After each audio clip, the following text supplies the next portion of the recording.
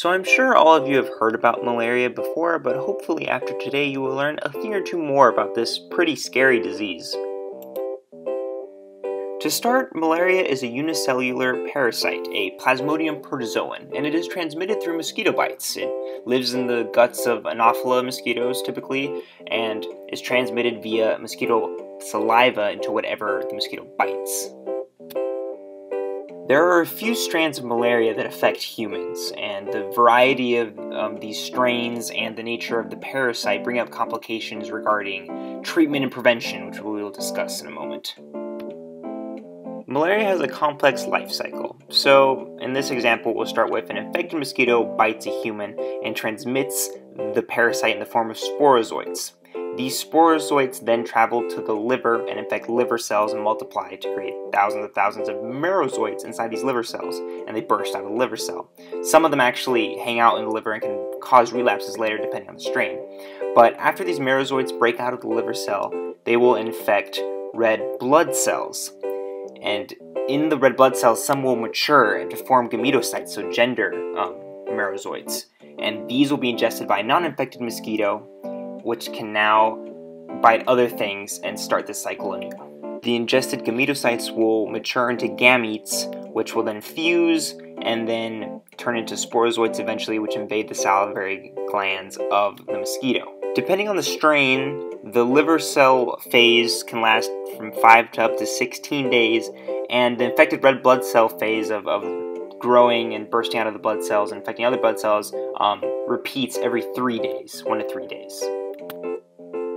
Malaria's symptoms are tricky because they resemble those of lots of other diseases. These symptoms include high fever followed by chills, and the temperature fluctuations can cause sweats. There's fatigue, muscular aches, nausea, and of course, if left untreated, death. The body's immune response to malaria is the characteristic high fever, and your spleen will actually filter through infected red blood cells. Unfortunately, this doesn't rid the body of all of the parasite, and so without further treatment, you will still die. So what is this treatment? Well, the first medicine was discovered in the 16th century, a chemical compound called quinine, which is a derivative of tree bark from cinchona trees, and people would find logs of this tree and use it to miraculously cure malaria patients. So it's pretty easy to assume that these logs were very important to people in areas that were heavily affected by malaria. As for modern day treatments, synthetic compounds chloroquine and primaquine are used. Chloroquine attacks the parasite in red blood cells, and primaquine attacks the parasite in liver cells. Chloroquine is typically used as treatment for those already infected with malaria, and it is sometimes paired with primaquine as a preventative measure for those who have not yet been infected. However, since there are those pesky variants of malaria, there have been several of them showing resistance to these drugs, and several other medicines must be used to try to counter this. So really the best way to prevent the contraction of malaria is to not get bit by those pesky mosquitoes.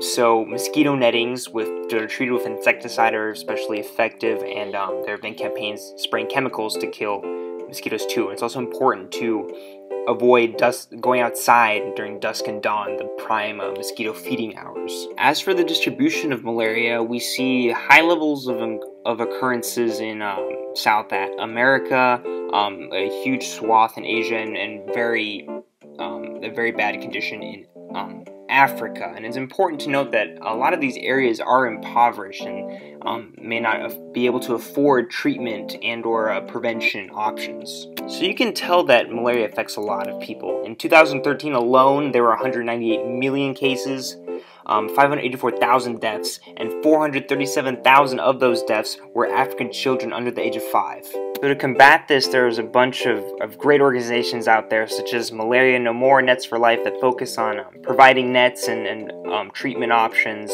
and education to local people in these impoverished areas that are highly affected by malaria to try to inhibit the spread and devastation of this disease.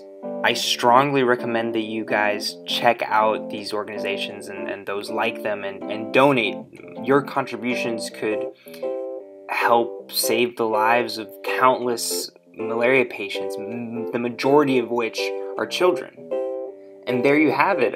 Thank you for watching, and I hope that this video was informative.